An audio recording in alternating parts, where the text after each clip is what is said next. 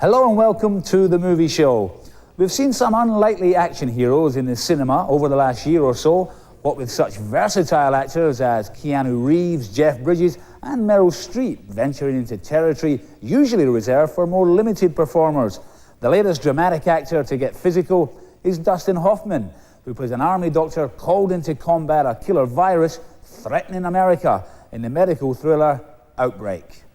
Number one at the American box office for 3 straight weeks, Outbreak is a movie of two quite distinct halves. The film is most effective in its early stages, with director Wolfgang Petersen establishing an almost palpable sense of unease as evidence of a fatal disease is discovered deep within the African rainforest. However, as the threat posed to America by this so-called hot virus mounts, so the initial feeling of disquiet dissipates. By the time the government conspiracy surrounding the affair is uncovered, the film has switched gears into more conventional action mode, deteriorating to the level of farce as Hoffman and fellow doctor Rene Russo race to prevent the virus from spreading across the country. Quite what an actor of Hoffman's caliber is doing in this kind of hokum is anybody's guess, and the 2-time Oscar winner looks ill at ease during the film's stunt-filled climax. Director Petersen's talent for tightening the screws on an audience, more than evident in Das Boot and In the Line of Fire, has sadly deserted him here, allowing the film to spiral out of control, where a more measured approach would surely have reaped richer dramatic rewards. Still, the film's been a huge success, suggesting that its fearsome premise has really struck a chord with the general public. Indeed, during the initial stages of its production, Outbreak was one of 2 killer virus films in development, the other being an adaptation of the chilling bestseller Crisis in the Hot Zone. Competition between the two was intense until this rival project was cancelled, leaving the field clear for Outbreak to spread like wildfire. We caught up with Petersen here in London, having already paid a visit to the Outbreak set to talk to the rest of his winning team. I'm single-purposed. I like to win. And I didn't participate in that race except for keeping my eye going very straight and working on my material, getting the best screenplay, and locking that in. And in that connection, I had at least a 4 to 6 month lead on the other film. So I knew I was way ahead of them. And once I got the Ted Talley draft, Ted Talley wrote Silence of the Lambs and got an Academy Award. So that was the script that I was working from. Once I had Wolfgang Petersen and Dustin Hoffman, then everything fell into place.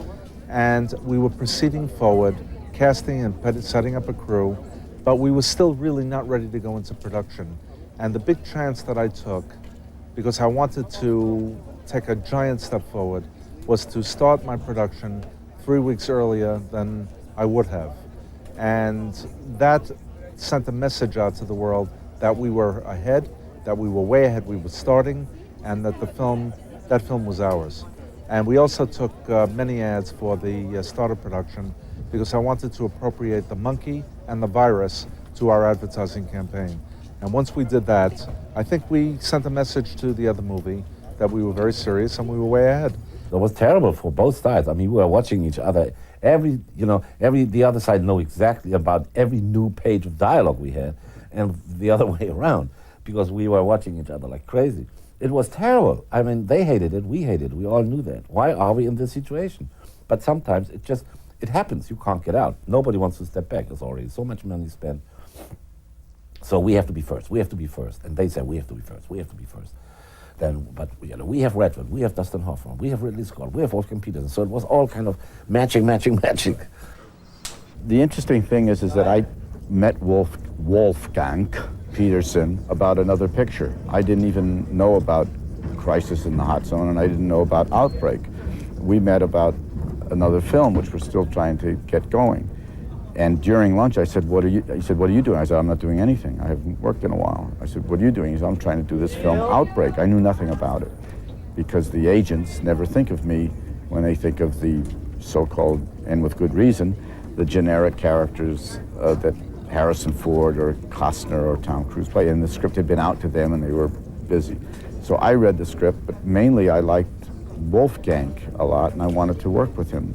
And I said, let's do it. Just hold on. No, stay in your helmet. Keep your helmet. Casey, keep your helmet on. Keep his helmet on. No. Don't let him expose himself, Casey.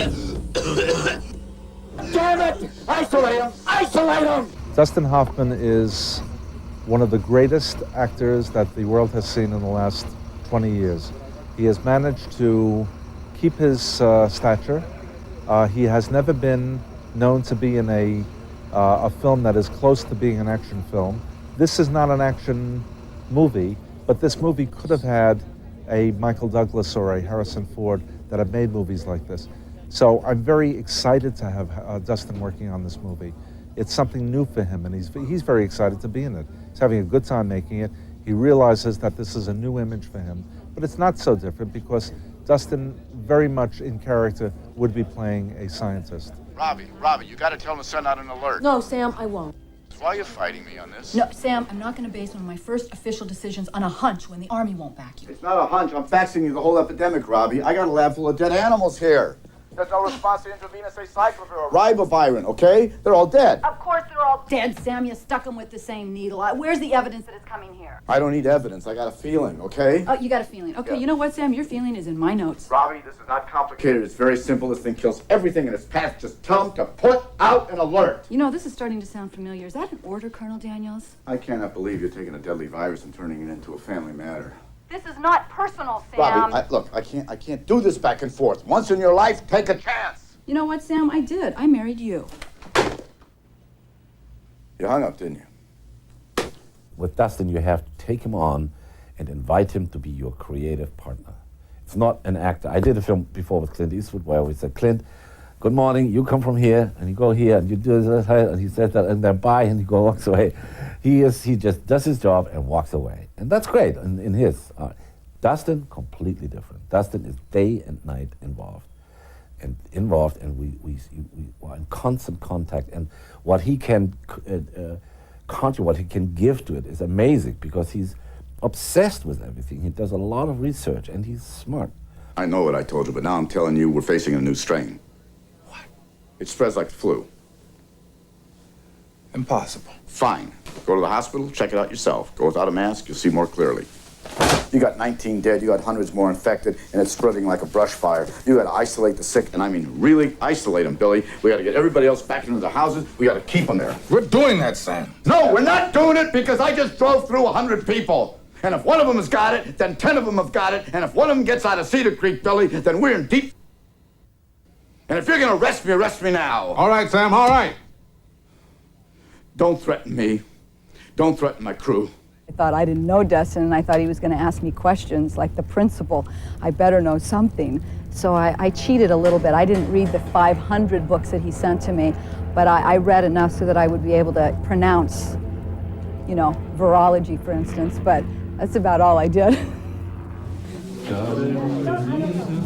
Wolfgang